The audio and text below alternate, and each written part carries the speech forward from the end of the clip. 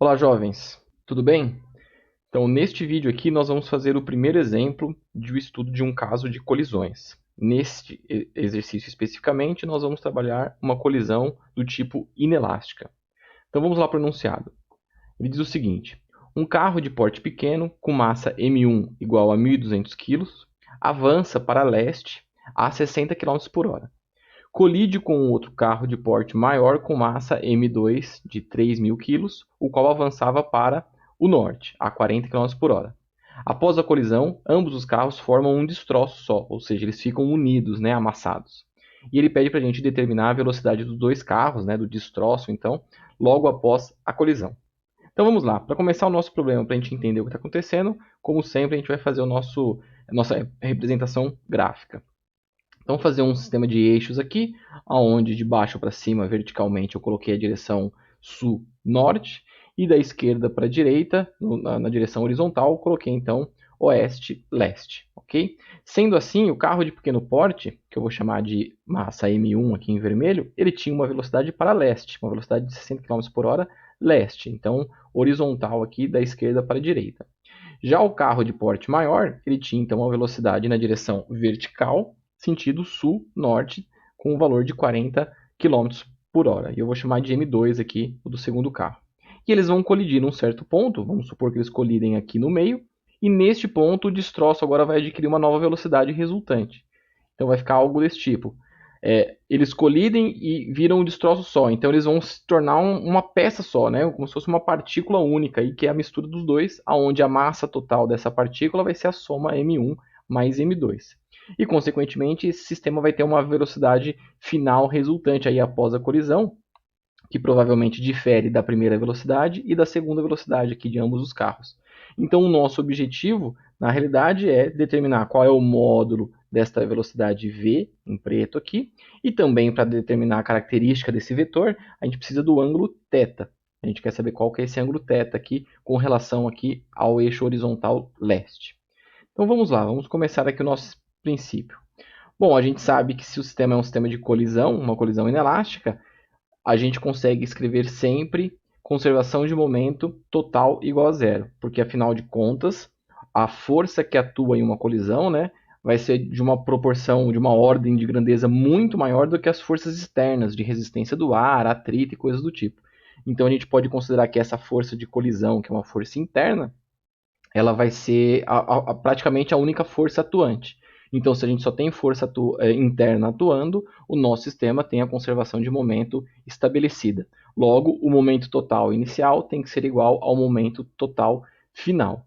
Sendo assim, eu tenho que, no caso inicial, eu tinha duas partículas, M1 e M2, dois carros, M1 e M2, cada um com sua respectiva velocidade.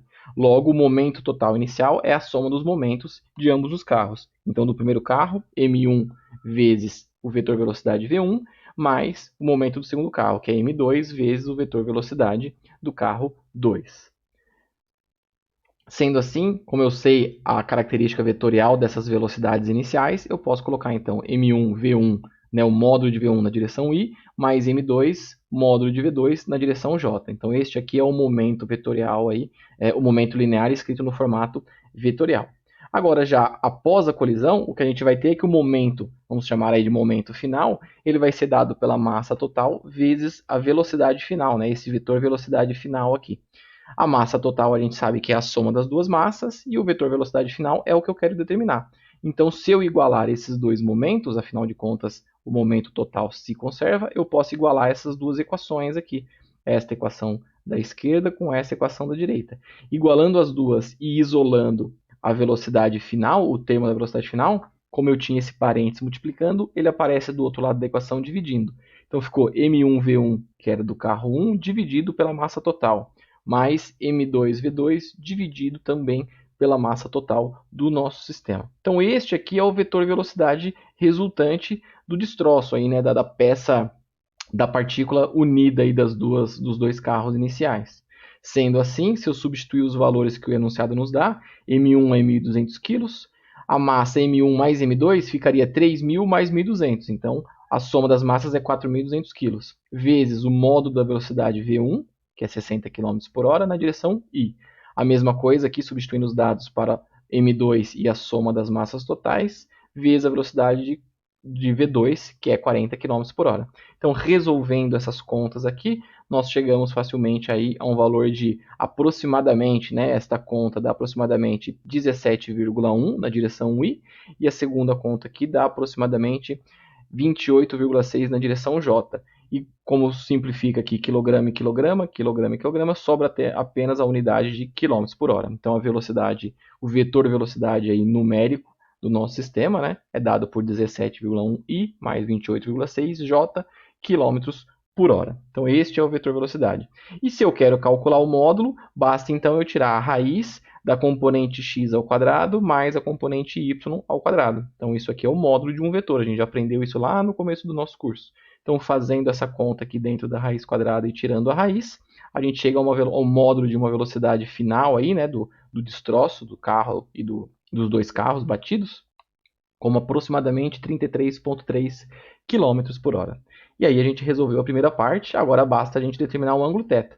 Mas para isso é simples também, né? Porque se eu analisar aqui o nosso movimento, este vetor v, na realidade eu posso, como ele tem um ângulo de inclinação, eu sempre posso escrever esse vetor v como a soma de dois vetores perpendiculares aqui. Um na direção vertical, na direção sul-norte, e um na direção horizontal, oeste-leste. Então, sendo assim, eu tenho esse vetor que eu vou chamar de vyj, a componente y do vetor v, e o componente x, vxi, que é a componente x do vetor v também. E por que é interessante para a gente? Porque eu vejo aqui que forma um triângulo retângulo, né, entre esses três vetores. Sendo assim, eu tenho que tangente do ângulo θ vai ser escrito como sendo a componente, o cateto oposto, né, a componente vy, dividido pelo cateto adjacente, que é a componente vx. Então, se eu fizer esta relação, eu consigo determinar o ângulo θ a partir do arco tangente, né? Então, se eu fizer tangente a menos 1, né, na calculadora de vocês, isso aqui é o arco tangente. Lembre-se sempre, quando você tem um arco tangente, apesar da calculadora representar dessa forma, isso aqui não significa que é 1 sobre, né? Não é uma divisão, não é 1 sobre a tangente. É arco tangente. Então, se eu calculo o arco tangente desta fração vy sobre vx, isso vai me dar o ângulo θ. Substituindo os valores então que a gente tem, 28,6 é o vy e 17,1 é o vx. Fazendo essa conta aqui, esta divisão e tirando o arco tangente, a gente chega a um ângulo aproximado aí de 59 graus. Ok? Então percebam que a gente consegue descrever aí qual vai ser o movimento final a partir de uma colisão entre dois carros. Isso aqui é um tratamento que muitas vezes peritos de trânsito, né, aquele pessoal que quando ocorre um acidente de trânsito, ele vai analisar para identificar quem foi o errado, quais eram as velocidades presentes no movimento e na colisão.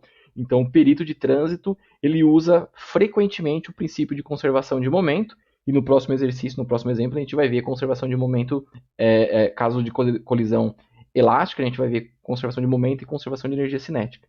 Mas então isso aqui é um princípio bem utilizado aí no caso de peritos de trânsito para tentar descrever uma colisão e determinar aí as velocidades antes e depois e quem são os culpados, enfim, coisas do tipo. Tudo bem? Então é isso, jovens, bons estudos. Qualquer coisa estou à disposição. Valeu!